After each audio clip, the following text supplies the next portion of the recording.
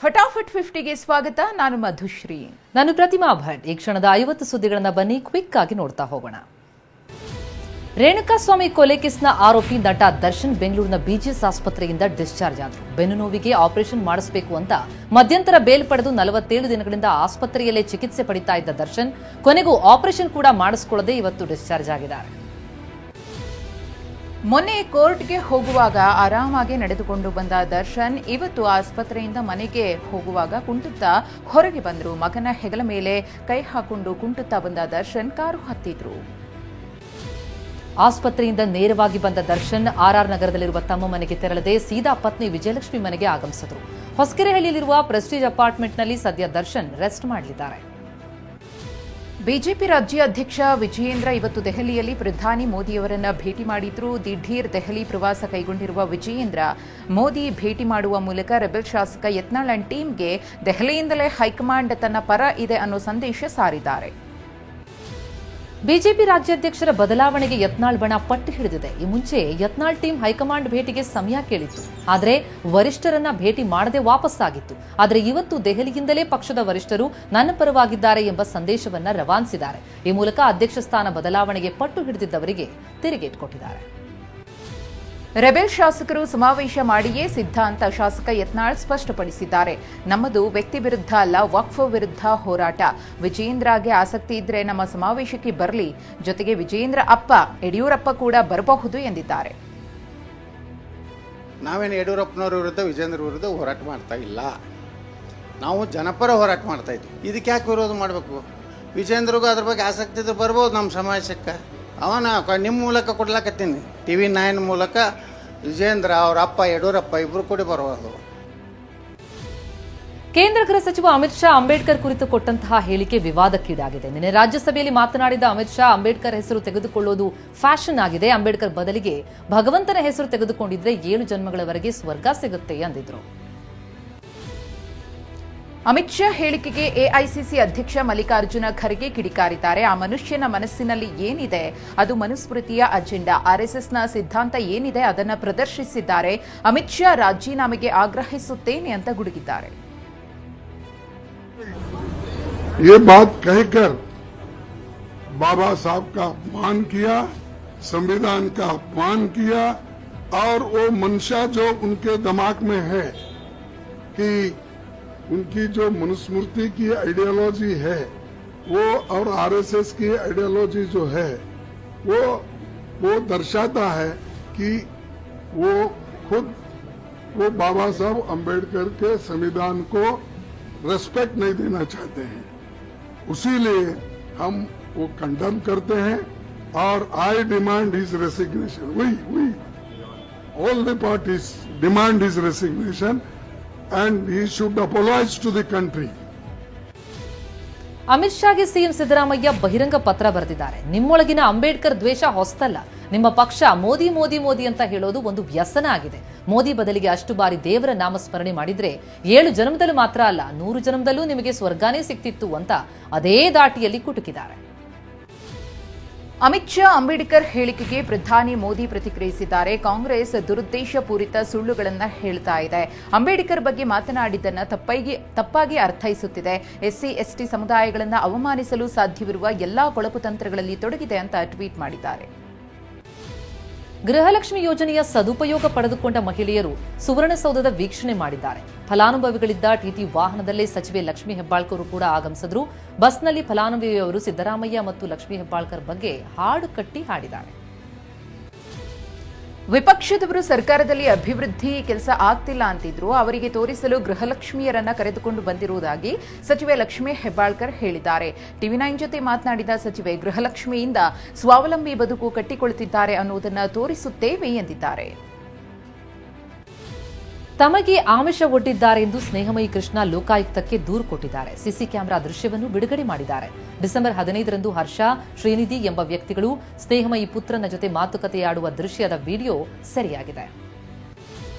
ಮುಡಾ ಹೋರಾಟದಿಂದ ಹಿಂದೆ ಸರಿಯಲು ಆಮಿಷ ಒಡ್ಡಿದ್ದಾರೆಂಬ ಸ್ನೇಹಮಯಿ ಕೃಷ್ಣಾಗೆ ಯತೀಂದ್ರ ಸಿದ್ದರಾಮಯ್ಯ ತಿರುಗೇಟು ಕೊಟ್ಟಿದ್ದಾರೆ. ಕೃಷ್ಣಾಗೆ ಯಾರೂ ಹಣದ ಆಮಿಷ ಒಡ್ಡಿರಲ್ಲ, ಮುಡಾದಲ್ಲಿ ಹಗರಣ ಆಗಿದೆ ಅನ್ನೋದೇ ತಪ್ಪು.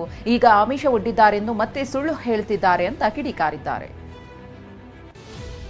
ರಾಜ್ಯದಲ್ಲಿ ರಾಜಸ್ವ ಸಂಗ್ರಹ ಹೆಚ್ಚಳದ ಬಗ್ಗೆ ಸಚಿವ ಕೃಷ್ಣ ಬೈರೇಗೌಡ ಉತ್ತರಿಸಿದರು. ಪ್ರಸಕ್ತ ಸಾಲಿನಲ್ಲಿ ಈವರೆಗೆ 15,145 ಕೋಟಿ ರೂಪಾಯಿಗೂ ಹೆಚ್ಚು ರಾಜಸ್ವ ಸಂಗ್ರಹ ಆಗಿದೆ. ಆ ಮೂಲಕ ಕಳೆದ ಸಾಲಿಗಿಂತಲೂ ರಾಜಸ್ವ ಸಂಗ್ರಹದಲ್ಲಿ ಗಣನೀಯ ಏರಿಕೆಯಾಗಿದೆ ಎಂದಿದ್ದಾರೆ. ಮಾಜಿ ಸ್ಪೀಕರ್ ರಮೇಶ್ ಕುಮಾರ್ ವಿರುದ್ಧ ಅರಣ್ಯ ಒತ್ತುವರಿ ಆರೋಪ ಕೇಳಿಬಂದಿದೆ. ಕೂಡಲೇ ಒತ್ತುವರಿ ತೆರವುಗೊಳಿಸುವಂತೆ ಒತ್ತಾಯ ಕೇಳಿಬಂದಿದೆ. ರೈತರ ಒತ್ತುವರಿಯನ್ನ ಈಗಾಗಲೇ ತೆರವು ಮಾಡಲಾಗಿದ್ದು, ಪ್ರಭಾವಿಗಳ ಒತ್ತುವರಿ ತೆರವು ಮಾಡಿಲ್ಲ ಅನ್ನೋ ಆರೋಪವೂ ಕೇಳಿಬಂದಿದೆ. ಅತುಲ್ ಸುಭಾಷ್ ಆತ್ಮಹತ್ಯೆ ಪ್ರಕರಣದ ತನಿಖೆ ತೀವ್ರಗೊಂಡಿದ್ದು, ಈಗಾಗಲೇ ಅರೆಸ್ಟ್ ಆಗಿರುವ ಅತುಲ್ ಪತ್ನಿ ನಿಖಿತಾ ವಿಚಾರಣೆ ವೇಳೆ ಹಲವು ವಿಚಾರವನ್ನು ಪ್ರಸ್ತಾಪಿಸಿದ್ದಾರೆ. ಐಎಎಸ್ ಅಧಿಕಾರಿ ರೋಹಿಣಿ ಸಿಂಧೂರಿ ವಿರುದ್ಧ ಡಿರೂಪಾ ಮಾನನಷ್ಟ ಮೊಕದ್ದಮೆ ಹೂಡಿದ್ದಾರೆ. ಬೆಂಗಳೂರಿನ 7ನೇ ಎಸಿಎಂಎಂ ಕೋರ್ಟ್ನಲ್ಲಿ ಖಾಸಗಿ ದೂರು ಕೊಟ್ಟಿದ್ದಾರೆ. 2023ರ ಫೆಬ್ರವರಿ 19ರಂದು ರೋಹಿಣಿ ಅವಹೇಳನಕಾರಿ ಆರೋಪ ಮಾಡಿದ್ರು. ಆ ವಿಡಿಯೋ 1.8 ಲಕ್ಷ ವ್ಯೂಸ್ ಪಡೆದಿದೆ ಅಂತ ದೂರಿನಲ್ಲಿ ಉಲ್ಲೇಖಿಸಿದ್ದಾರೆ.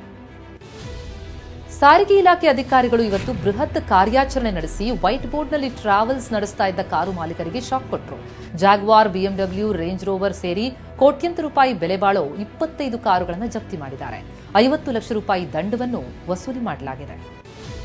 ಸರ್ಕಾರಿ ಕಚೇರಿಯಲ್ಲಿ ಅಧಿಕಾರಿಗಳು ಕಳ್ಳಾಟವಾಡಿ ಸಿಕ್ಕಿಬಿದ್ದಿದ್ದಾರೆ. ಕಾವೇರಿ ಎಂಪೋರಿಯಂನಲ್ಲಿ ಅಕ್ರಮವಾಗಿ ಸಂಗ್ರಹಿಸಿಟ್ಟಿದ್ದ 55 ಕೆಜಿ ತೂಕದ ಶ್ರೀಗಂಧದ ತುಂಡುಗಳನ್ನು ವಶಕ್ಕೆ ಪಡೆಯಲಾಗಿದೆ. ಕೆಆರ್ಪುರಂ ವಲಯ ಅರಣ್ಯ ಅಧಿಕಾರಿಗಳು ನಿನ್ನೆ ದಾಳಿ ನಡೆಸಿದ್ರು. ಸತತ 10 ಗಂಟೆಗೂ ಹೆಚ್ಚು ಕಾಲ ನಡೆದ ದಾಳಿಯಲ್ಲಿ ದಾಸ್ತಾನು ಪತ್ತೆಯಾಗಿದೆ. ರಾಯಚೂರು ನಗರಸಭೆಯಲ್ಲಿ ಇ ಖಾತಾ ಪಡೆಯಲು ಜನರು ಪರದಾಡಿದ್ದಾರೆ. ಸರ್ಕಾರದ ಹೊಸ ನಿಯಮದಿಂದ ಇ ಖಾತಾ ತಿದ್ದುಪಡಿಗೆ ಸಮಸ್ಯೆ ಎದುರಾಗಿದೆ. ತಾಂತ್ರಿಕ ಸಮಸ್ಯೆ ಸರಿಪಡಿಸಲು ಜನ ಆಗ್ರಹಿಸಿದ್ದಾರೆ. ಉದ್ಯಮಿಗಳಾದ ವಿಜಯ್ ಮಲ್ಯ, ನೀರವ್ ಮೋದಿ ಸೇರಿದಂತೆ ಬ್ಯಾಂಕ್ಗಳಿಗೆ ವಂಚಿಸಿದ ವ್ಯಕ್ತಿಗಳಿಂದ ಜಾರಿ ನಿರ್ದೇಶನಾಲಯ 22,000 ಕೋಟಿ ಮೌಲ್ಯದ ಆಸ್ತಿಯನ್ನ ವಶಕ್ಕೆ ಪಡೆದಿದೆ. ಅಕ್ರಮವಾಗಿ ಹಣ ವರ್ಗಾವಣೆ ಕಾಯ್ದೆಯಡಿ ಅಪಾರ ಪ್ರಮಾಣದ ಆಸ್ತಿಯನ್ನ ವಶಕ್ಕೆ ಪಡೆದಿದೆ ಅಂತ ಕೇಂದ್ರ ವಿತ್ತ ಸಚಿವೆ ನಿರ್ಮಲಾ ಸೀತಾರಾಮನ್ ಲೋಕಸಭೆಯಲ್ಲಿ ತಿಳಿಸಿದ್ದಾರೆ. ವಿಜಯ್ ಮಲ್ಯ ಬಳಿಗೆ 14,131 ಕೋಟಿ, ನೀರವ್ ಮೋದಿಯಿಂದ 1,052 ಕೋಟಿ ಮೊತ್ತದ ಆಸ್ತಿಯನ್ನ ಜಾರಿ ನಿರ್ದೇಶನಾಲಯ ಬ್ಯಾಂಕ್ಗಳಿಗೆ ಹಿಂದಿರುಗಿಸಿದೆ. ಮೆಹುಲ್ ಚೋಕ್ಸಿಗೆ ಸೇರಿದ 2,565 ಕೋಟಿ ಮೌಲ್ಯದ ಆಸ್ತಿಯನ್ನ ಜಾರಿ ನಿರ್ದೇಶನಾಲಯ ಮುಟ್ಟುಗೋಲು ಹಾಕಿಕೊಂಡಿದೆ ಅಂತ ನಿರ್ಮಲಾ ಸೀತಾರಾಮನ್ ತಿಳಿಸಿದ್ದಾರೆ.